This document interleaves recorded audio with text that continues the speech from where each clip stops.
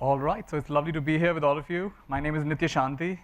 It's a name I chose for myself, and later on I found out that people think it's a woman's name, because Nithya and Shanti are both women's names. So I try to live my life as consciously as possible and try to make, instead of letting the rest of life decide, society decide how I should live, I've tried my best to really tune into myself, and I'm going to share with you a few insights I've got from my journey. So today's talk is about from seeking to spreading happiness. And when I was 7 years old, I was lying in bed and I got this question, what's the purpose of my life? And I was surprised that rather quickly the answer also came, I want to be happy. So then the question was, well, how do we be happy?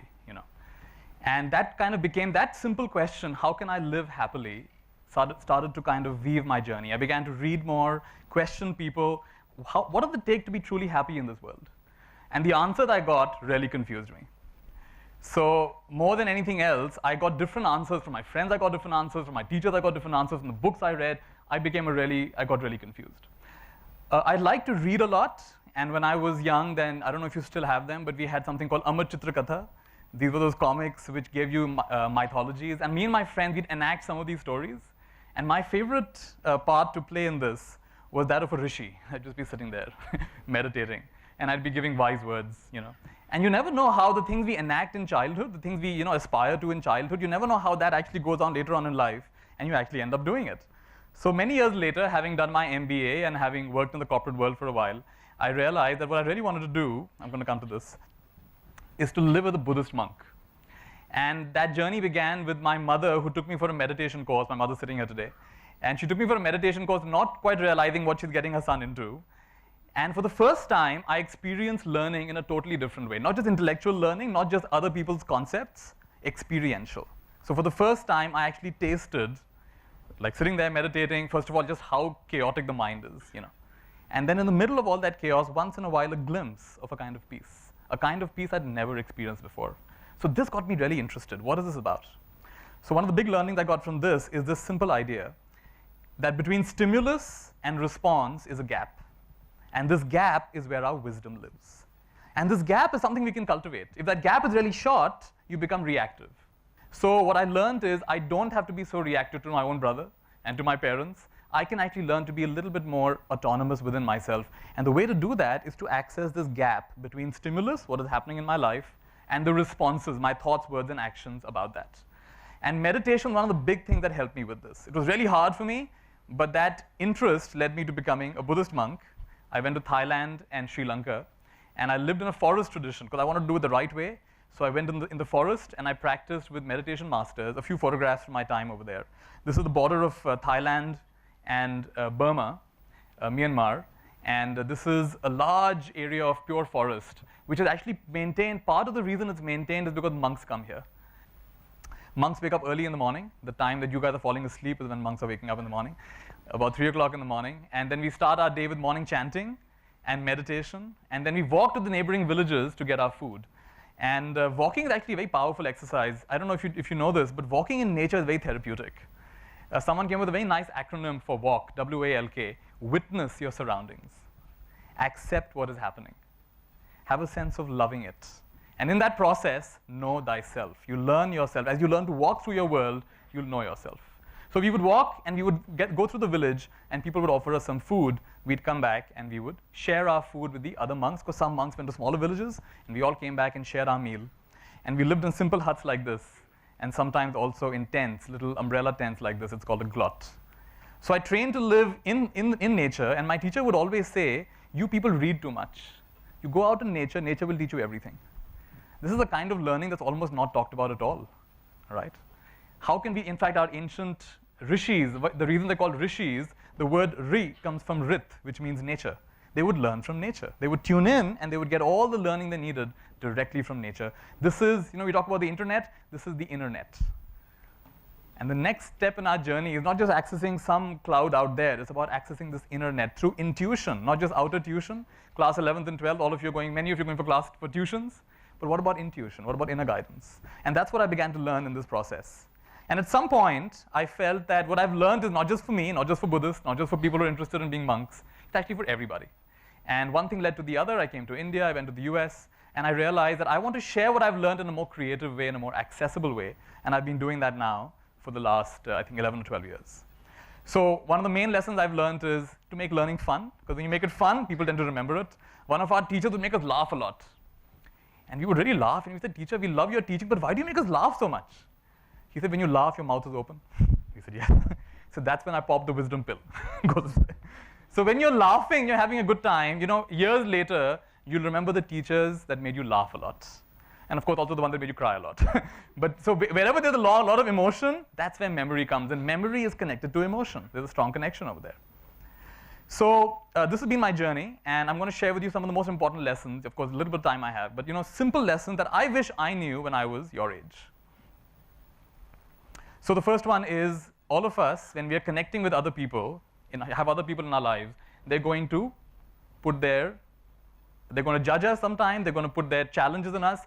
We're going to become like dustbins. My teacher said anyone who associates with other people has to become like a dustbin. You have to listen to their problem, you have to listen to their challenges, but you've got to be a special dustbin. So we said, what do you mean by special dustbin? You have to be a dustbin without a bottom, which means once they leave, you pick up that dustbin, nothing stays. So the art of listening but not holding on to stuff, that's a beautiful art, right? So I've been endeavoring to learn this art of how can I be a special dustbin. And also, you can't pour from an empty cup. If you want to help other people, you better take care of yourself first. So self-care is required for truly selfless care. To be able to support others, we've got to help and support ourselves. Now, here's the very powerful thing, and because this is about participative learning, I want you to actually say this with me. All right, so please say with me. Behind every problem is a beautiful possibility.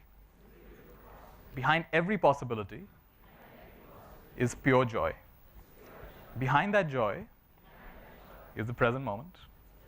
And behind the present moment is my true nature. And the interesting thing about this one is, please say with me, what I focus on expands. So if you wake up in the morning, you start thinking of all that's wrong with my life, all that's wrong with me, all that's wrong with my friends, with my school, with my parents. If you think like that, guess what? You'll find evidence for it. You'll find lots of things that are wrong with you and with everyone around you. Our mind has the capacity to just multiply. Whatever you think, you start multiplying that kind of thinking process. What you focus on expands. And energy flows where attention goes. The more you focus on it, the more that plant of problems grows.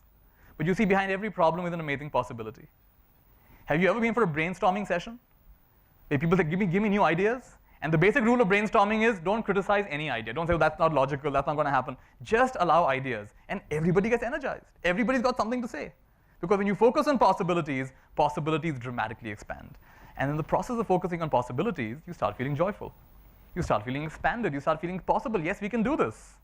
What you focus on expands. You focus on possibilities, you get more possibilities. You focus on problems, you get more problems.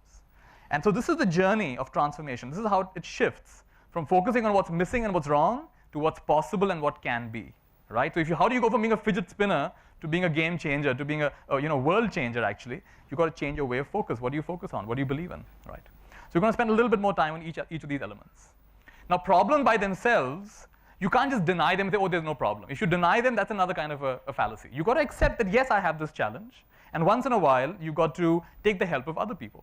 Because we don't really have all the answers within ourselves. So to be able to have friends or teachers or people that you can trust and just open up and share what's really going on within you. And you actually ask them, just listen. Don't give me advice. Just listen to me. Actually, please, because sometimes people think, how can I solve this for you?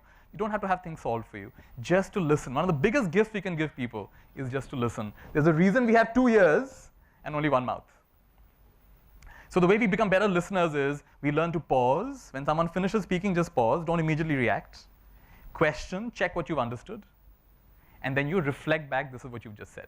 So PQR, pause, question, and reflect. This makes you a much better listener. Also, when you speak, can you follow the 3 gates of speech? Is it true? Is it kind? Is it even necessary?